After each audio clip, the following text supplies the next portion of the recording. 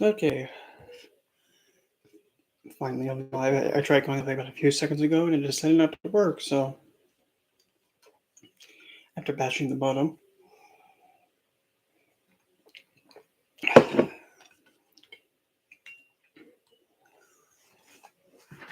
So I'm going to give it a little bit for people to flock in. Until then. Ugh.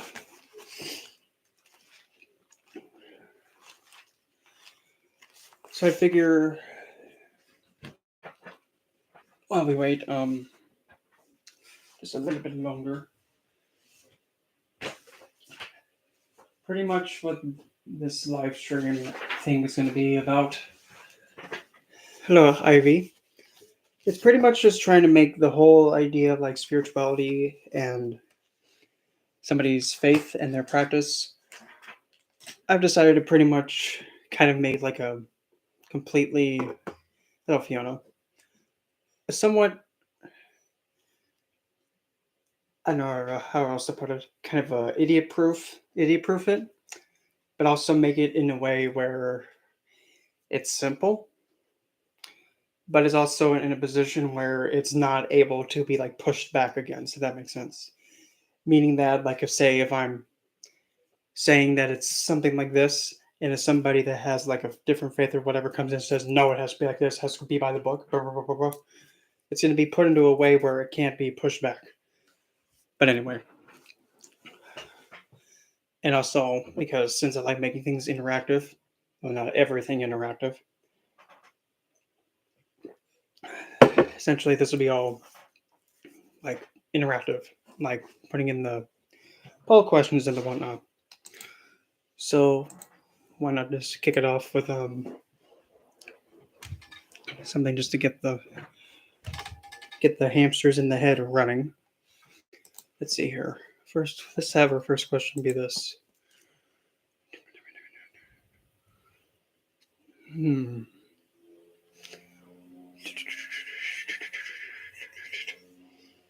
Hmm.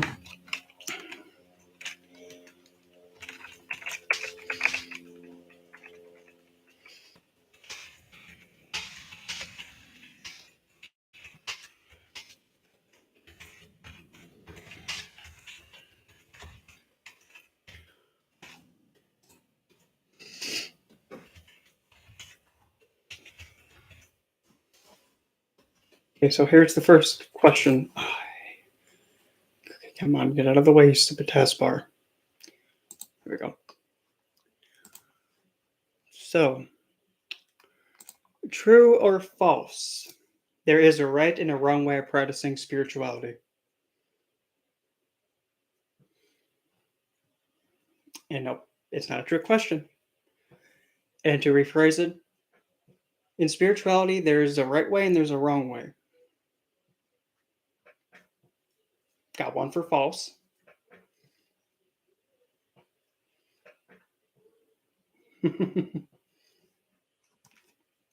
So far, false is at 100% with one vote.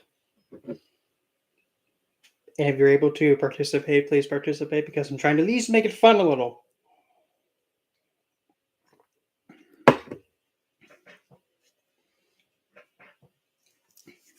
And I'll probably just leave it up for like about 2 minutes. And if more people get in, then I'll just make the time frame for it being up a little bit longer.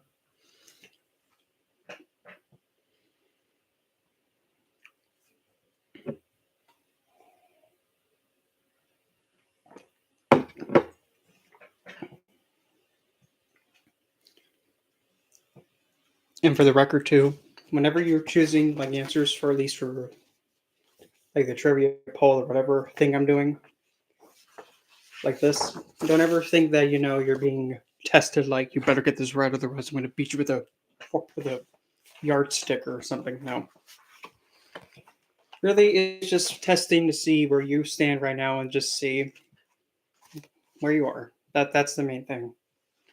Because if you're going to be able to go from where you're standing right now into a deeper understanding, because sometimes, in fact, actually, instead, it's better to have tried and then realize the answer was wrong than not even try at all. Because that's how you actually learn.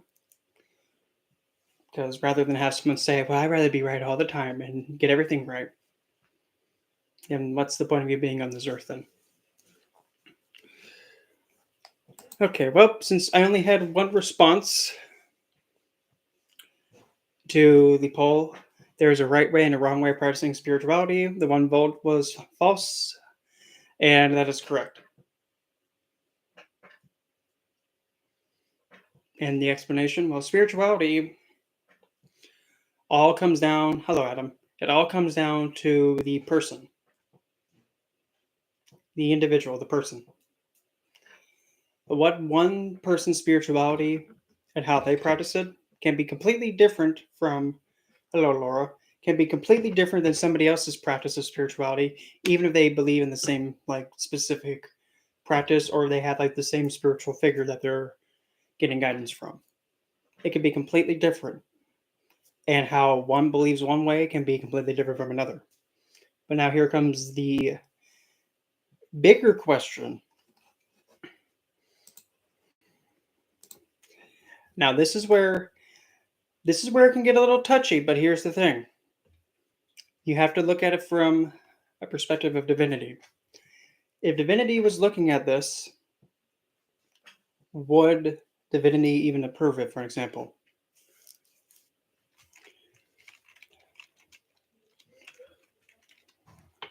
Let's put it this way.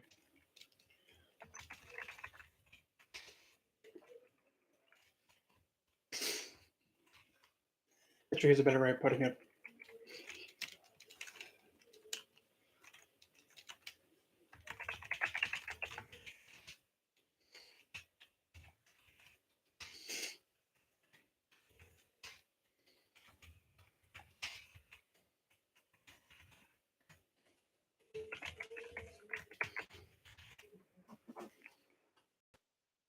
And here's the next question.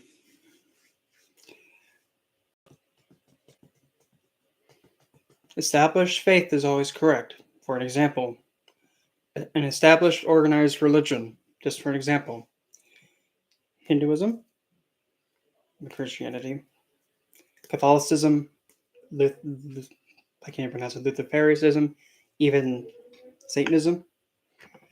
When it comes to spirituality, established faith is always correct. Meaning that if you're going to be going and practicing a certain faith and practice, does it have to be specifically by this book for spirituality? Because there's a difference between organized religion and spirituality. There's a fine line difference. Got one for false.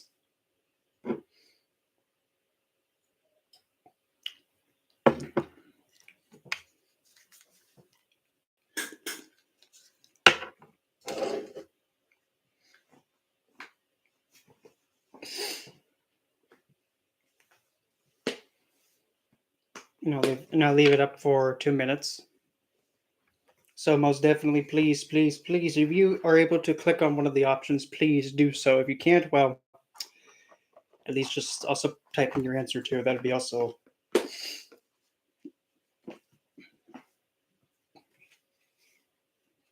Okay, we got 2 for false. We got 1 for true.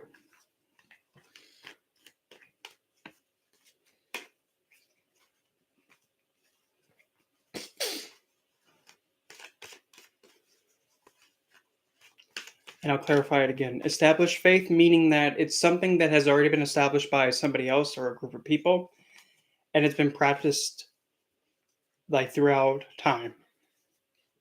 For an example, not like established faith as in like this is my faith on the individual level and this is where I stand. That's not what I'm meaning. Just so that way, that's clarified.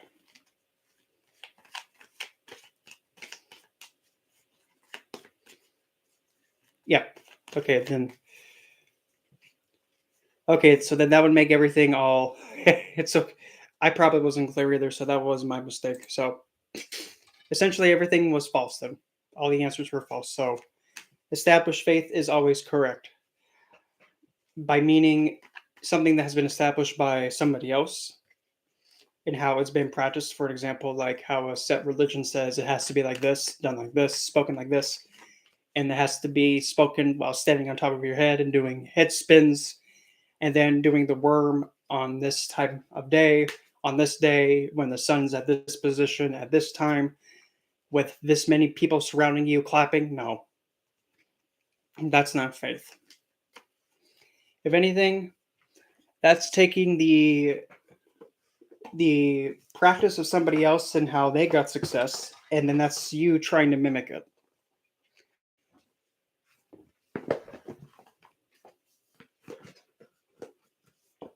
Yep.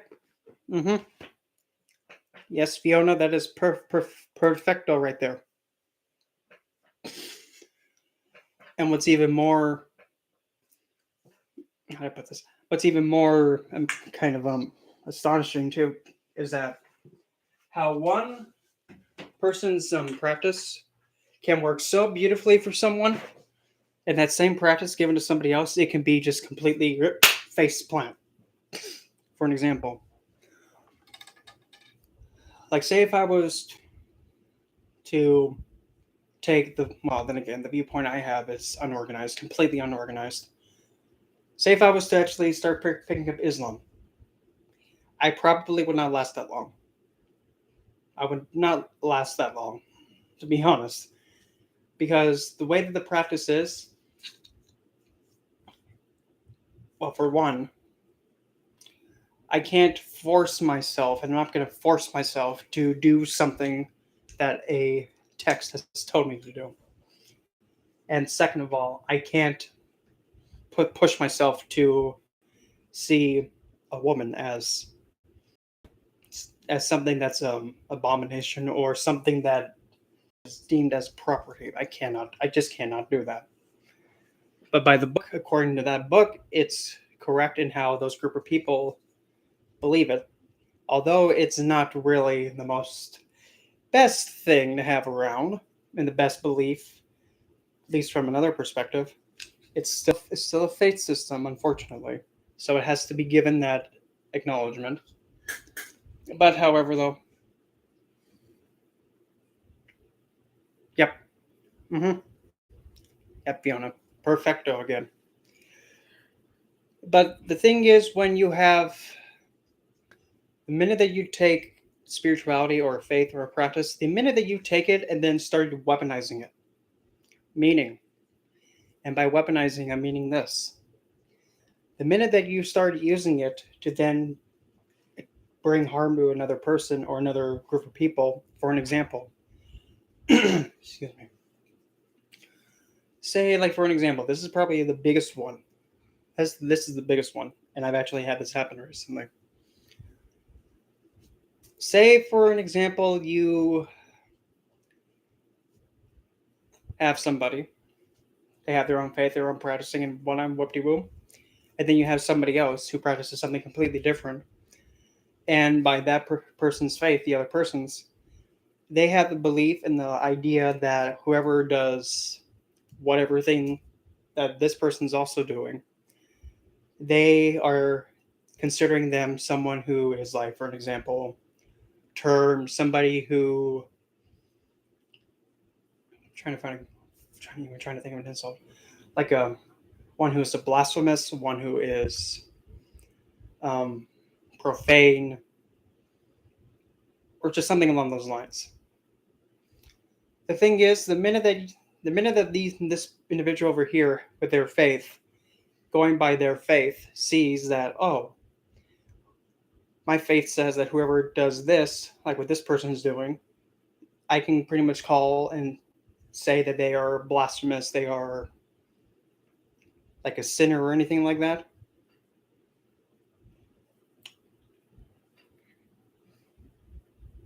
Now, the minute that you weaponize your faith or your practice or what you believe in terms of like higher knowledge and philosophy and stuff like that, the minute that you take it and you weaponize it like that, you have just completely voided it. You have taken something that's supposed to connect you to divinity on the personal level. You have taken it and you have become a, what's that word? You have become, what's that word? What is that word I'm looking for? Not tyrant. Oh, you've literally almost have become a fanatic.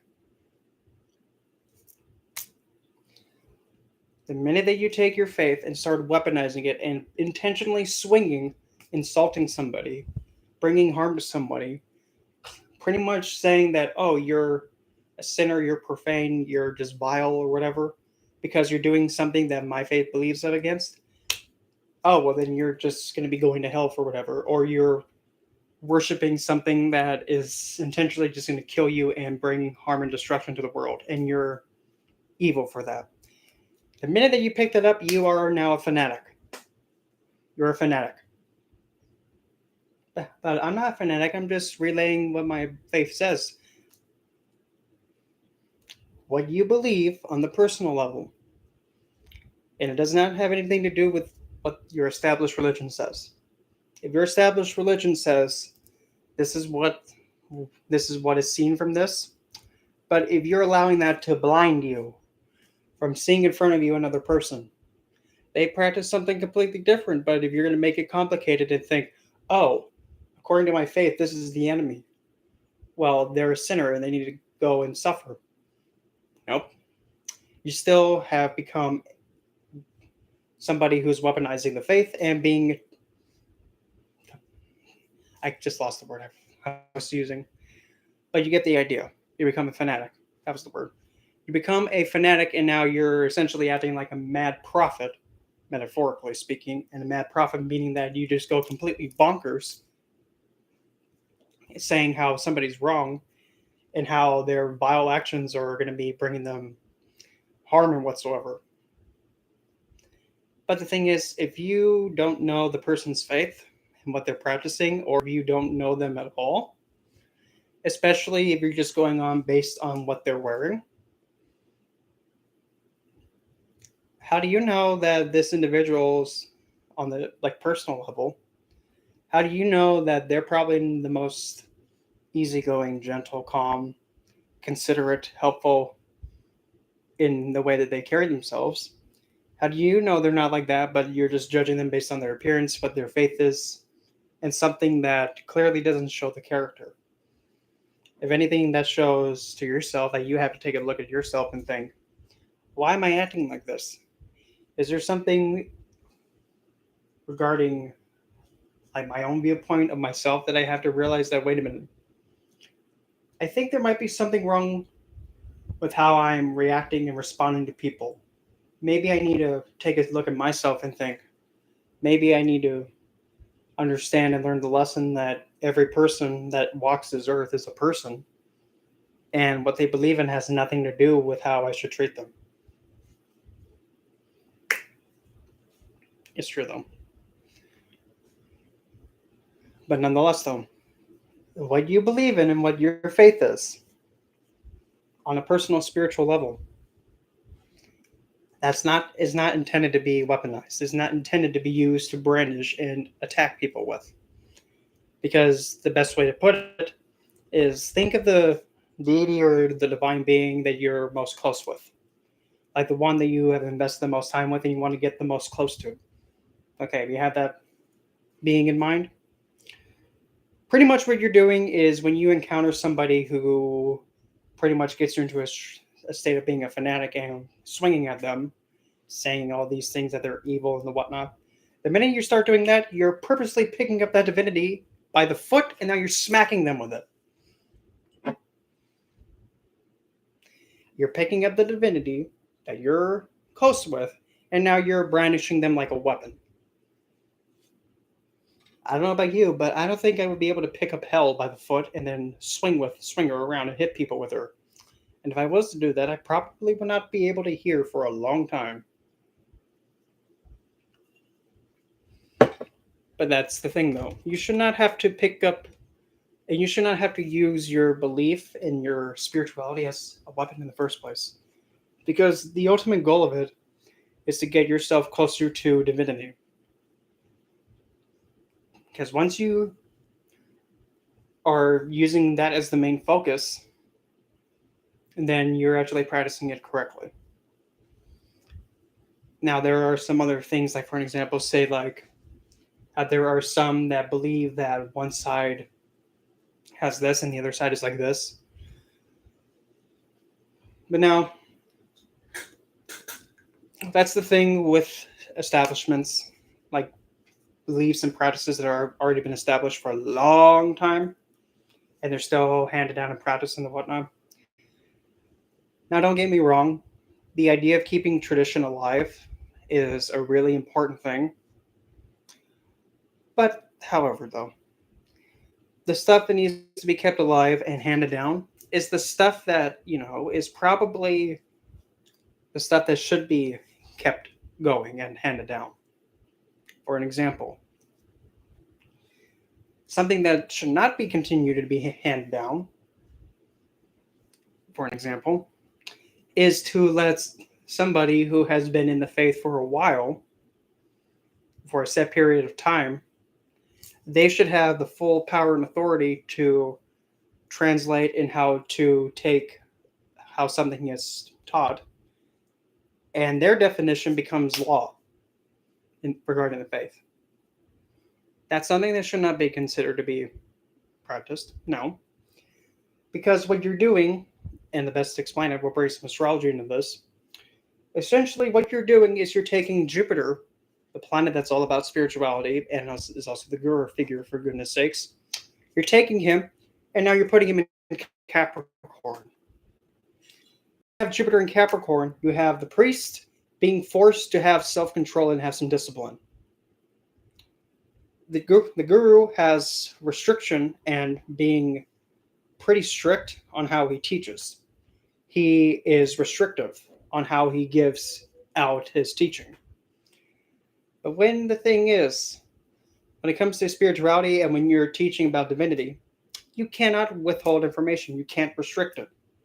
Because the minute that you restrict divinity and its teaching and what it's trying to come out, the minute you try to restrict it and force it in a certain direction and control it, it turns on itself.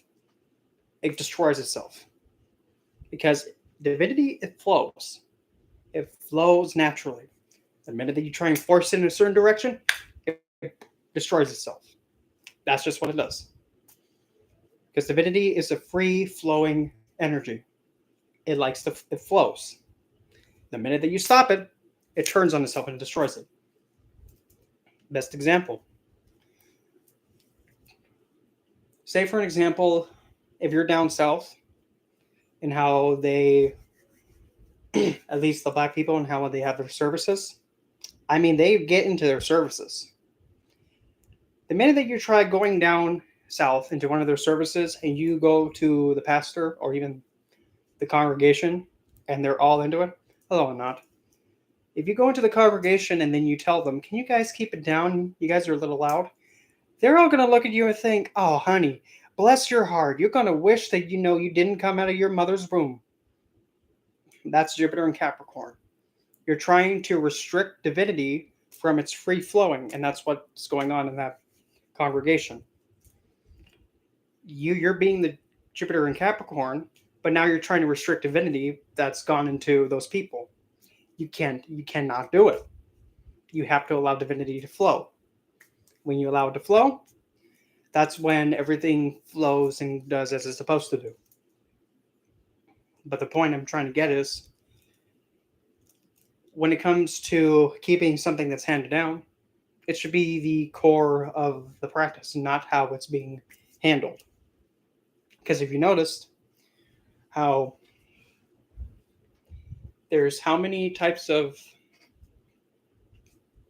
Christianity, for an example, there's Baptist, Catholicism, Lutheranism, I believe, Protestant. I mean, there's so many kinds because they cannot understand and how to actually just practice it. They break off into so many little branches of it that it's kind of, to at least in my opinion, it's why. What's the big? Why is there so many branches when there should just be the focus on just the one? It's because, for whatever reason, Just because somebody doesn't believe that it's this one way, so what? You can have another you can have another way of practicing it, but down at this personal level, that's the most important. And it's vital. By vital, I'm meaning it's vital to be able to understand that there's so many other ways of how faith is practiced and keeping yourself open to it. Because when you're able to keep yourself open and being able to see and take in how it's practiced elsewhere from other groups or even individuals, you'll come to realize that there's really no right or wrong way to practice it. But the minute that you start pushing it onto other people, saying, no, that's wrong, that's wrong, he's doing it correctly, nope, he's doing it wrong, at the most simplistic level, the most simplistic level, spirituality is between you and divinity. How you do it and how you go towards divinity on the personal level is correct. How you practice towards divinity, whomever it is, it's correct. But only you know how it's done correctly. But hold on now. There's one big hold on.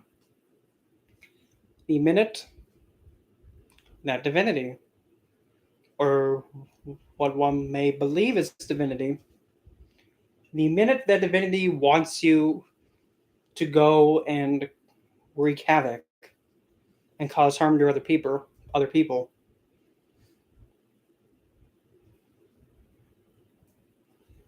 that's not divinity. Because look at it from this perspective. If divinity wanted you to do that, wouldn't divinity rather do it itself than have to have somebody else do it? And then you have to suffer the consequences after you being caught and apprehended? Because why should you have to put yourself in any danger or have to suffer for another being's gain of having their want granted? Because the thing is, there are a lot of people that believe that, well, God wanted me to go in and kill these people or have them drink the punch, for an example. But the thing is,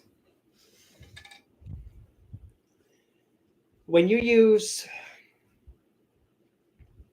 faith as a means to commit genocide or commit murder on a mass large scale, which, by the way, this does also include the Crusades, on how they actually went all around the world to spread the faith, but ended up killing countless people, destroying monuments, and also eradicating the libraries of Alexandria.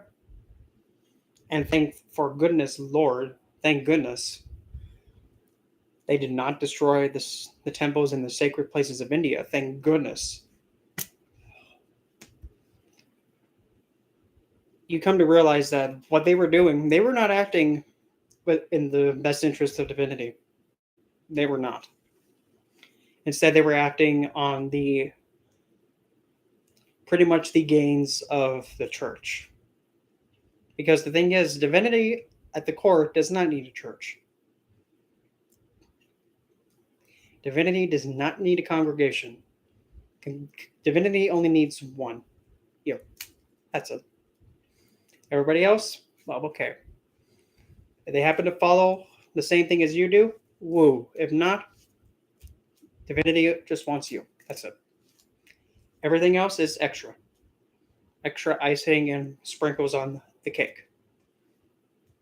As long as divinity has just you and you're going towards divinity, that's all divinity wants.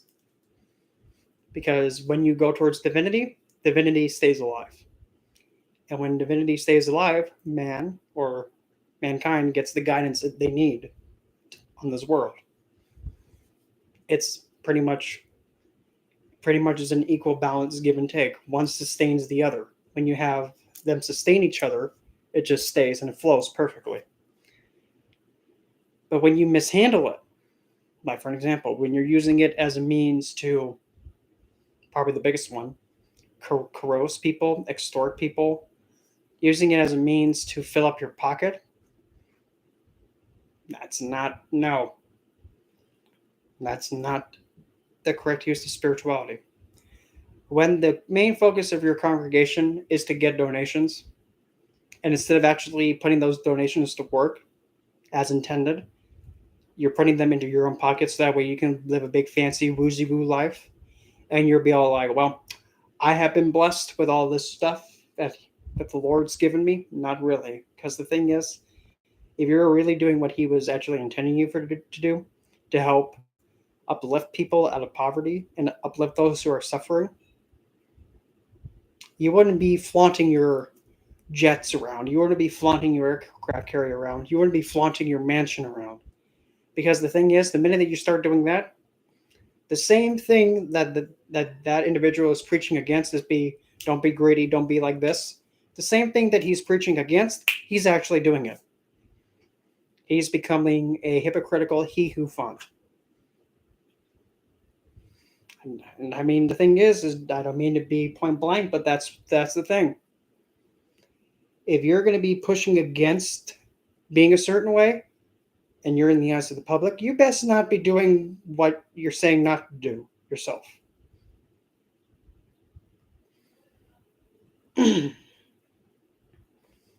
Because in all reality, believe it or not, at least for myself, how I am and how I talk about these things, faith wise, and how I believe is the exact same thing in person. The exact same thing. On camera, I have the same faith and the same belief system. Off camera, the exact same. It does not change. And how my practice is, the exact same. Nothing changes. The only thing that's different is, well, probably most likely just the energy and just the state of being. That's it. But anyway.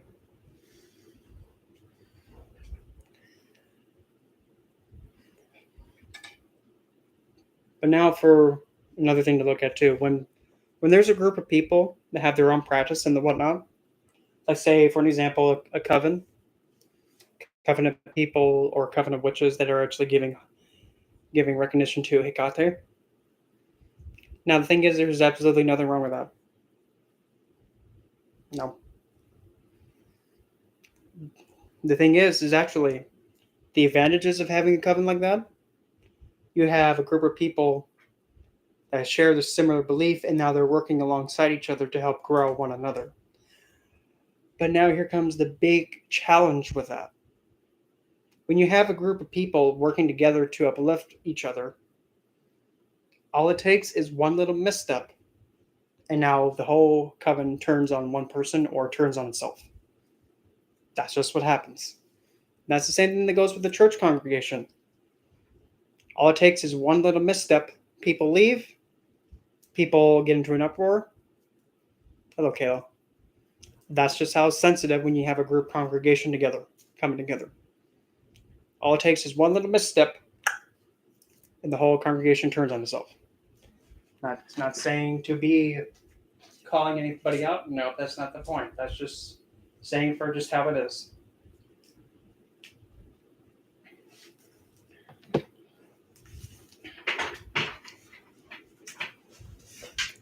That's why even another thing that I'm also going to put forward too is how there's certain people that practiced, like how there's certain practices that are done towards goddess Kali. How one person practices, how one excuse me, how one gives their devotion or spiritual efforts to Kali may be some completely different to how somebody else does it. That all depends on the individual and their connection to Kali. However they do it, it's correct to them. But now if somebody who practices and follows Kali goes to another individual or a group of people that practice or invest with Kali, if they go to them and ask for their opinion, their guidance, and the whatnot, there's nothing wrong with that. Hello, Michael. There's absolutely nothing wrong with going to a group of people who practice or follow the same divine influence as you do for guidance, suggestions, or what they would suggest you do. And whatever they say, it's important to keep yourself open, take it in, and then filter out what you believe will work for you and what won't work.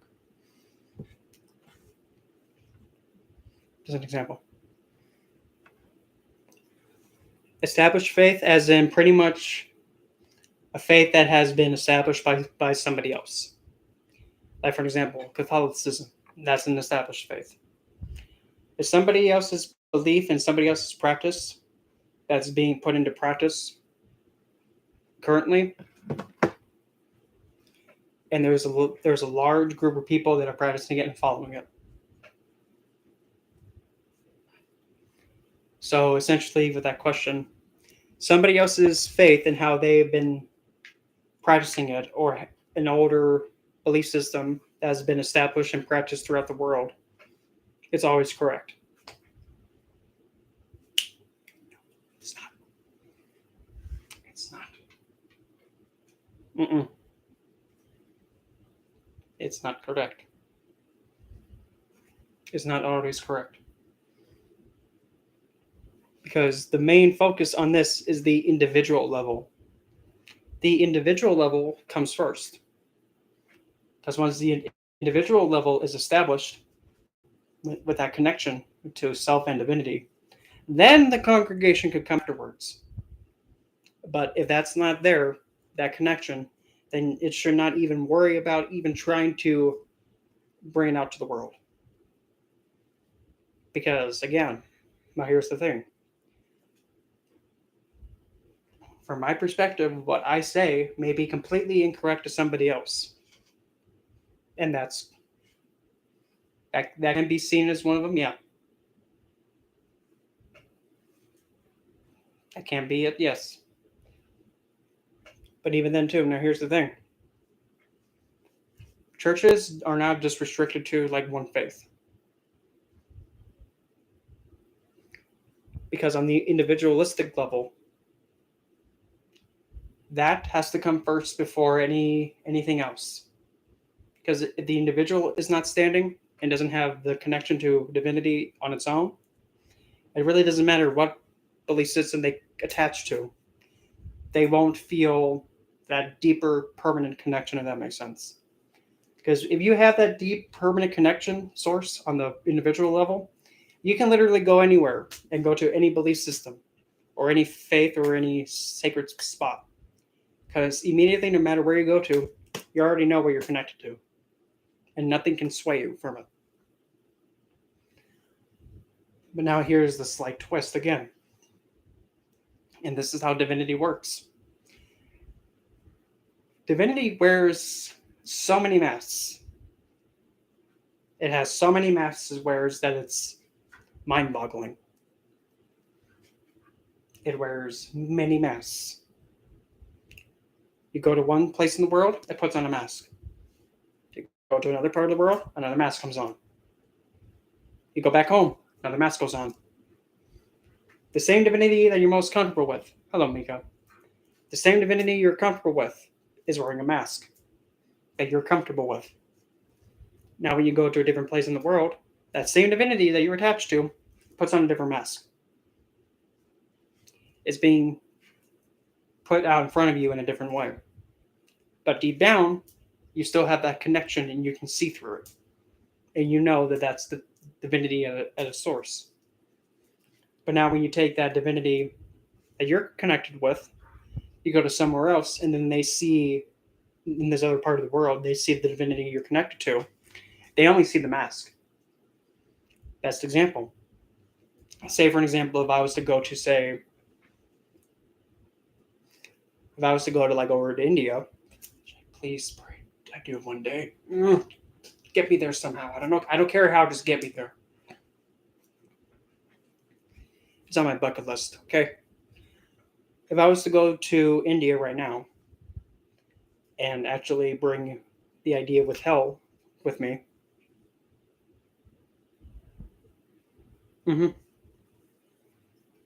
Hmm. But if I was to go like towards India, and actually I've had this happen before in like one of the groups I'm in on Facebook, I shared a picture of hell, and somebody actually acknowledged it and says, "Kali, Kali Ma," and I saw that and I thought, "Yep." Because actually, fun fact, believe it or not, hell and Kali are actually very similar. Kali and hell are pretty much the best way to put it. Like how Lucifer and Shrivacharya are near identical almost.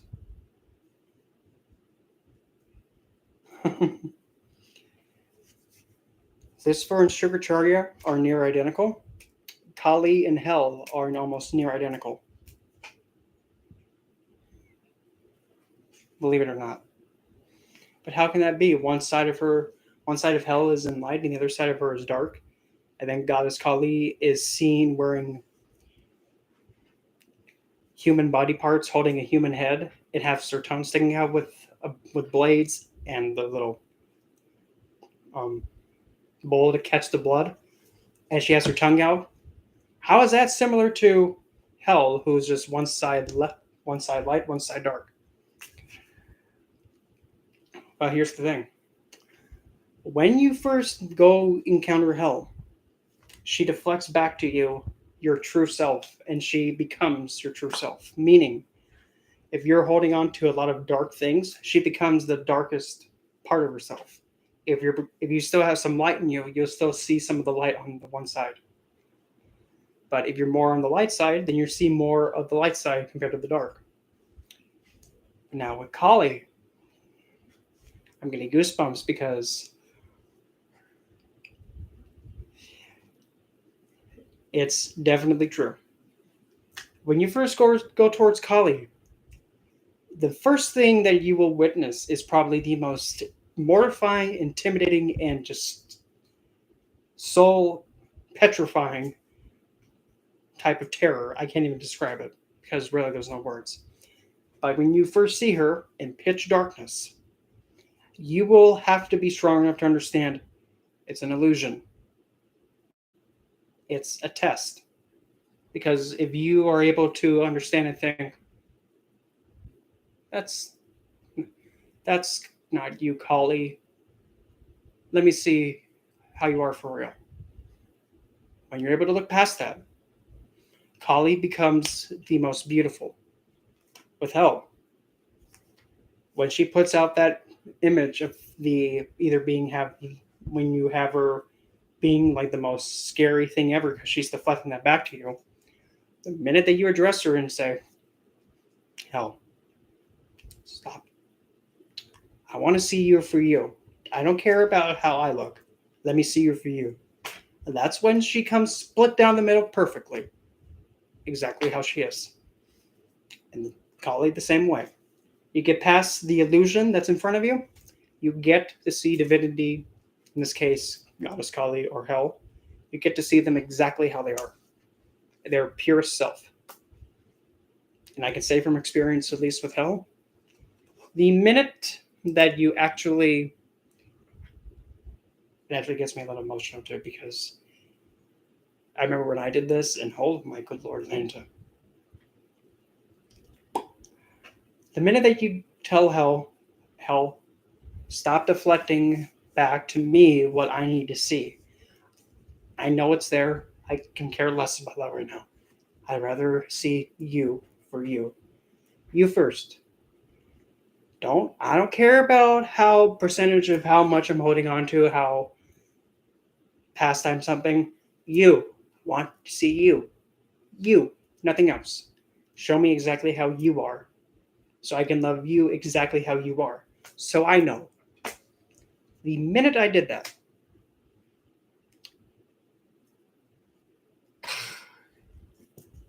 it's getting right in the heart center. The minute that I did that, I have yet to actually witness a divine being like that. Because keep in mind, hell is usually seen as a and is actually noted and known to be a figure that's rejected, looked down on, and seen and deemed ugly for just how she is.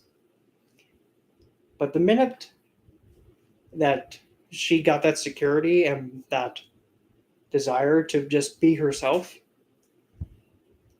when you're so deeply connected to an entity like that, you can actually feel the immense gratitude and the I can't even find the right word for it, but you just know that you have touched that divinity in such a way that that divinity gets so close to you because you've given them what they have never been given. In this case, for Hel, she had been given the want and the desire to just be herself. Because in Norse mythology, at least the alternative way when she got Helheim, and I'd rather prefer it be that way than her just being grabbed by Odin and thrown down there. When she was in Valhalla with the other Nordic divines, she was pushed away, looked at weird, outcasted, and everybody just looked down at her and was just like uncomfortable with her. The minute that you give her that be yourself, just be you, because I want to see how you are, you're actually giving her that feeling of acceptance for however she is. And when you give that to an entity like that, one that's been outcasted, looked down upon, been told, "Oh, you're ugly. You're nobody's gonna want you. You scare everybody." When you give them that medicine, because it is a medicine, you're giving him medicine to cure that low self-esteem and something that's pretty heavy on them. You give them that medicine. I can guarantee you this, at least from what I've experienced. You essentially have, like how when there's, I'm trying to find a good comparison. Oh, here. Like when you go to like a dog shelter, and then they have like a lot of dogs there, and then there's this one dog who may not look the most prettiest and is the most sad because it's been there for a long time. It's never been adopted. And then one day somebody comes in, sees it, and then they claim, "Oh, I want this one. I want to adopt this dog." And then there's other people there saying that, well, he has all these health conditions, he has all this, he's not doing so well, he's old, and just all these other things that are trying to sway the person to not even adopt him. But the person stays persistent on it. The minute that that person takes that dog home and that dog realizes, wait a minute, did I just get adopted? Did this person just adopt me? No way. Because believe it or not, that dog and that dog's connection to that person becomes so wow. Well, that happened. I actually just broke my well, I mean, heck. Well, that kind of goes to show you how strong that bonding connection is. Actually, that's a really good example. So, yeah, other than me having to play 50 beat pickup, but anyway, you get the idea. That connection becomes so strong, literally, that that dog will be willing to risk its life and be willing to throw itself to protect their their the person who adopted them, no matter what the circumstance, because that dog has finally been giving what it's been longing for: a home to go to, someplace safe to be, somewhere where it's accepted for how it is. It's finally been given that, and that's essentially the same thing that I gave Hell when I said, "Just be yourself. Don't stop reflecting back how I am. Be you." And that's what I was given. But now, if you'd excuse me, let me just pick up and make sure that these aren't going to be any harm's way anywhere.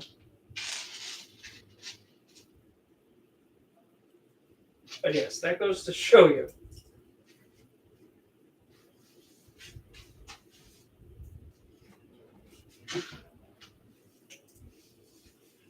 And to be completely honest, this is not the first time this has happened either. Oh boy.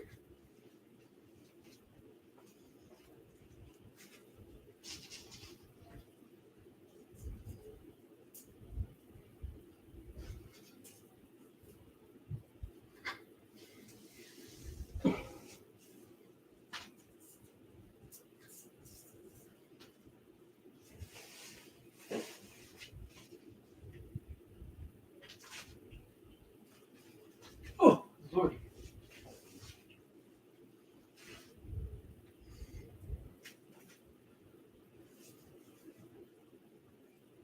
Hmm.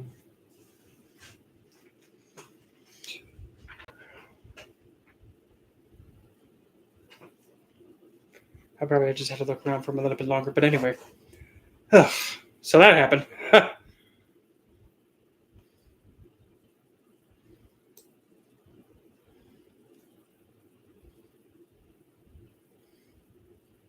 Oh, good. Yeesh, I gotta figure out where all those beads went.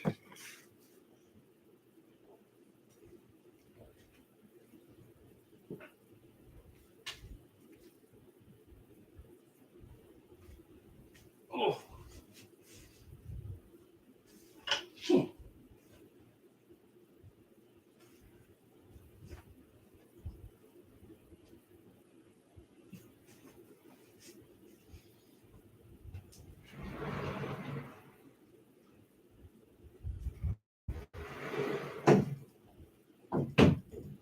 Oy. Okay, let's see.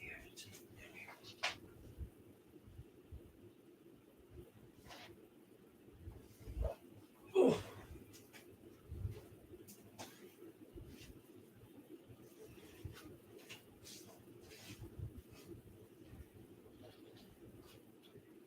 Okay, let's see. I believe I got a good majority of them.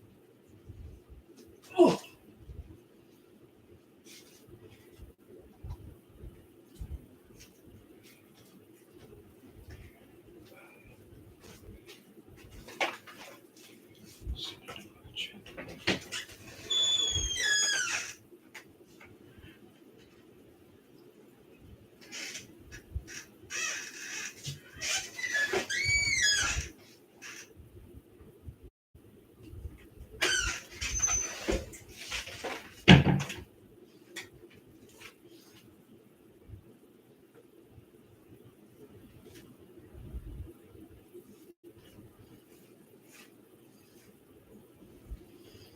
Okay.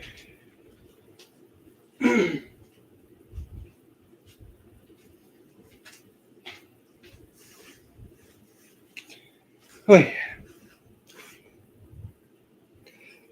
But yeah.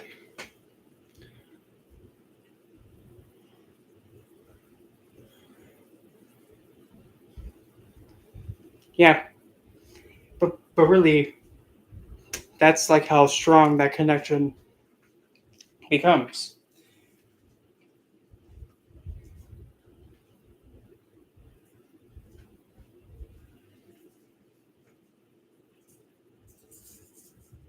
Oh. Huh. Funny. And actually, I already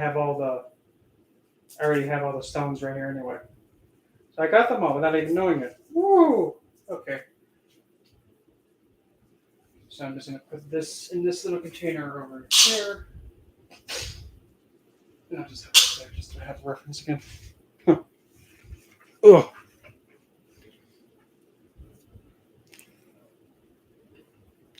Silver removes like hemp. Wow.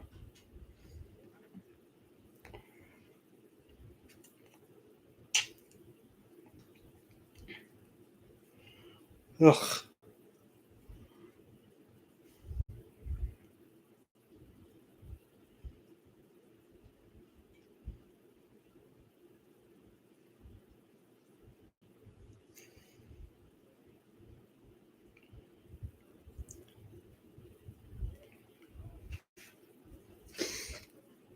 Oh.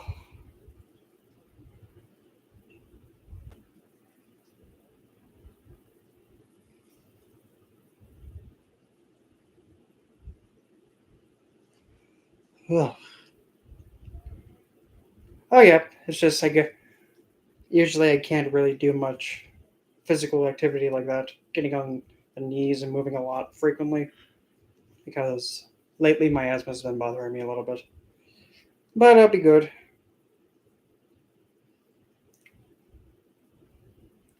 I can't be held down for a long while anyway.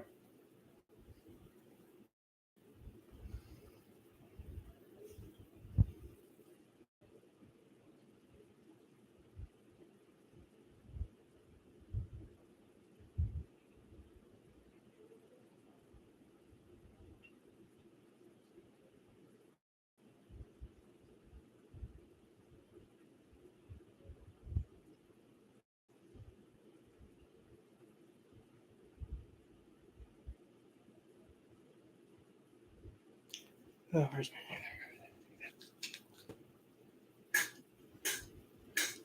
my. Oof.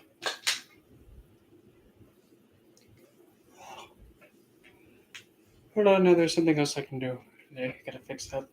See.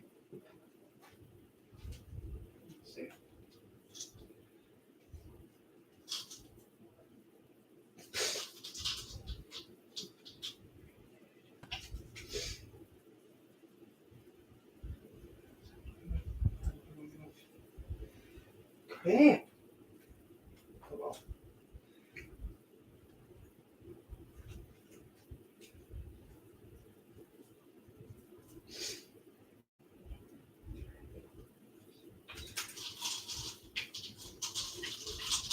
Oh, let me get there. Oh,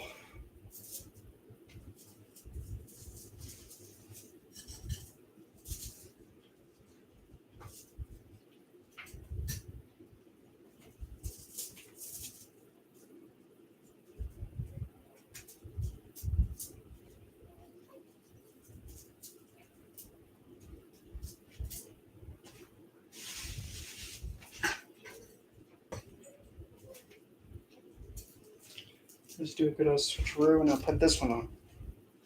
Oh,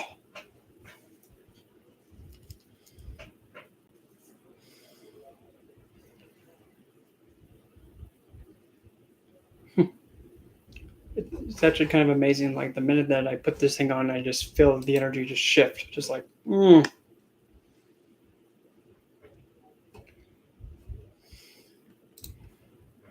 yep. But it is what it is.